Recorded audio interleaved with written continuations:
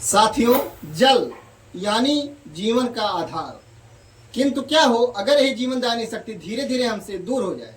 जी हाँ, आज हम बात करने वाले हैं एक ऐसे संकट के बारे में जो हम लोगों को नजर तो नहीं आता, किंतु धीरे धीरे ये बढ़ता ही जा रहा है। और अगर अभी से हम लोग नहीं जागरूक हुए तो आने वाले दिनों में यह संकट इतना बड़ा हो जाएगा जिसके कारण विश्व युद्ध भी हो सकता है। जी हाँ, यह संकट इतना छोटा संकट नहीं है।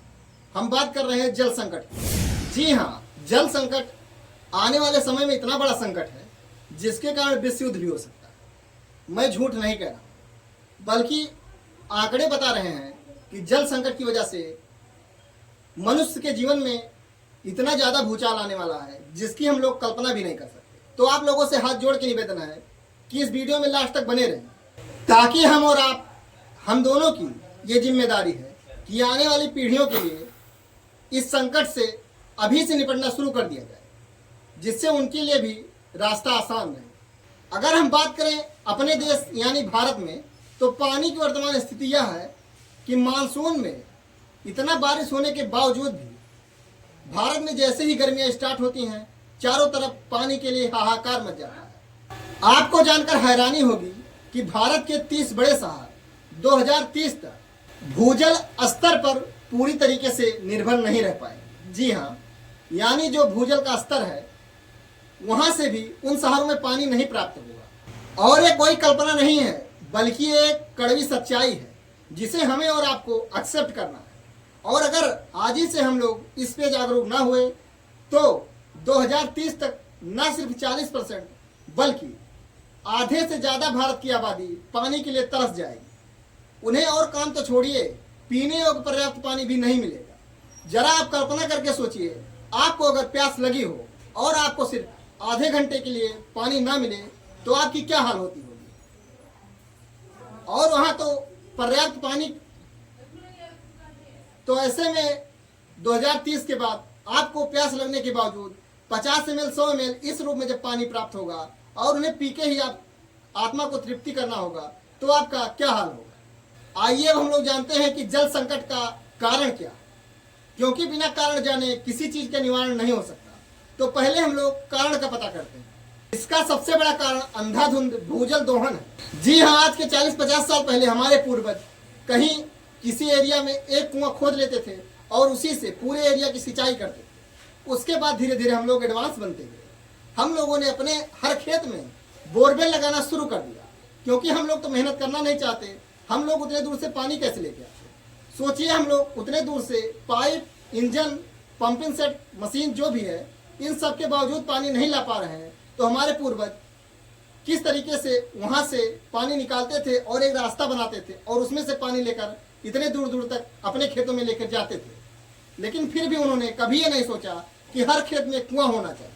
किंतु जब हम लोग एडवांस बने तो हम लोगों ने सोचा कि क्यों ना हर छोटे बड़े जिसका इतना खेत है या जिसका इतना खेत है, हर कोई अपने खेत में बोरवेल कराने के लिए पागल हो गया। बोरवेल कराने के बाद जब तक मशीनी युग था, यानी मशीन से सिंचाई होती थी, डीजल डाल के मशीन में सिंचाई की जाती थी, तब तक तो एक लिमिट में पानी निकाला जाता था। किंतु जब से इलेक्ट्रिक मोटर का आविष्कार हुआ है, या यूं कहें भारत में इलेक्ट्रिक मोटर जगह जगह, हर गांव, हर किसान, हर खेत में लगाने लगा है, तब से तो पानी का कोई वैल्यू ही नहीं। किसान मोटर ऑन कर देते हैं, घर पे आके सोते हैं, चाहे जितना पानी बह रहा है, जेब से तो तेल लग नहीं रहा है, बिल मंथली में एक बार देना है, तो उन्हें टेंशन क्या। अगर 1 घंटा मोटर यूज करेंगे तब भी उतना बिल देना है, और 24 घंटा मोटर यूज करेंगे तब भी उतना ही बिल देना है। तो ऐसे में किसान सोचते हैं कि क्यों ना हम लोग ऐसा करें कि 24 घंटा ही मोटर चलाए रहें, ताकि हम लोग अपने बिल का पैसा सही रूप से यूज कर सकें। लेकिन उन्हें ये नहीं पता है कि बिल के पैसे के यूज करने के चक्कर में वो कितना बड़ा संकट खड़ा कर रहे हैं। जल संकट की दूसरी सबसे बड़ी कमी यह है कि भारत में जल संरक्षण नहीं किया जाता। जी हाँ, ये कड़वी सच्चाई है।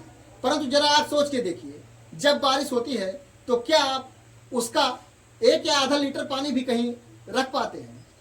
आप सोच रहे होंगे ये क्या कह रहे हो, बारिश इतनी हो रही है, उस पानी को रखने की क्या आवश्यकता है। किंतु अगर उसी जल को संरक्षित करके गर्मियों में यूज किया जाए तो शायद इतना ज्यादा जो जल संकट है इतना ना हो।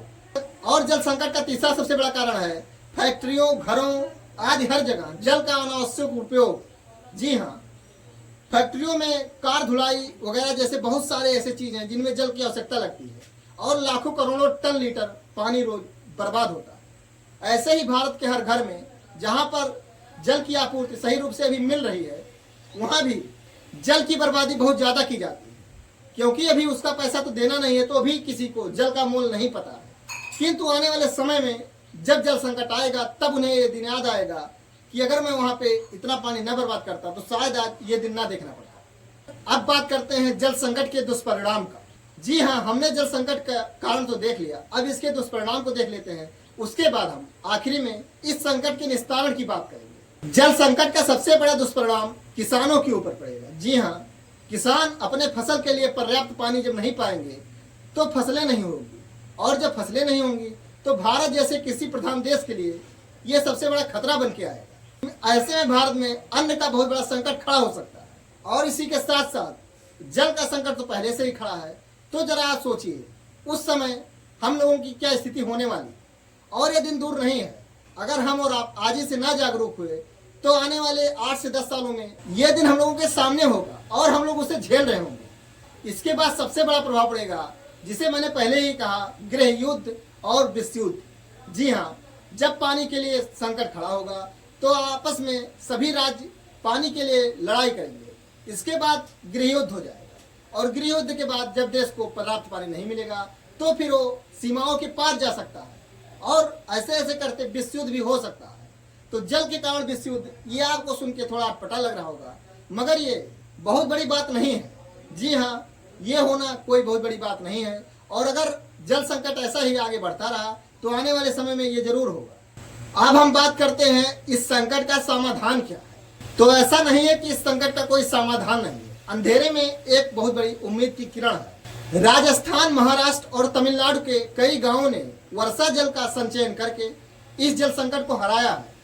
तो हमें उन लोगों से सीख लेनी चाहिए और ये जानना चाहिए कि कैसे वो लोग वर्षा के जल का संचयन करते हैं, और उसी पद्धति को अपनाकर हम लोगों को भी वर्षा के जल से इस जल संकट को हराना है। और सबसे बड़ी बात है जन जागरूकता। जी हाँ, हमें और आपको जागरूक होना पड़ेगा, और हर रोज इसके लिए कदम उठाना पड़ेगा। यानी अगर मैं बात करूं कि भारत का हर व्यक्ति अगर पर डे सिर्फ 10 लीटर पानी बचाए तो पर डे भारत में हजारों करोड़ों टन लीटर पानी बच सकता है, जिससे जो जल संकट आने वाले समय यानी 2030-2035 में आ रही है, यही संकट 2080-2090 तक टाला जा सकता है। तो हम लोगों को इसके लिए कठोर कदम उठाना पड़ेगा, और जल संरक्षण के लिए कोई ना कोई उपाय ढूंढना पड़ेगा, और इसमें न सिर्फ आम नागरिक बल्कि सरकार को भी बहुत बड़ा कदम उठाना पड़ेगा, और इसके लिए कोई ना कोई क्रांति लानी पड़ेगी, तभी इस संकट से हम लोग बच सकते हैं। इस वीडियो में बस इतना ही। अगर आपको वीडियो पसंद आए तो वीडियो को लाइक, चैनल को सब्सक्राइब और बेल आइकन को प्रेस करना ना भूलें। आपसे मिलते हैं जल्दी, तब तक के लिए जय हिंद।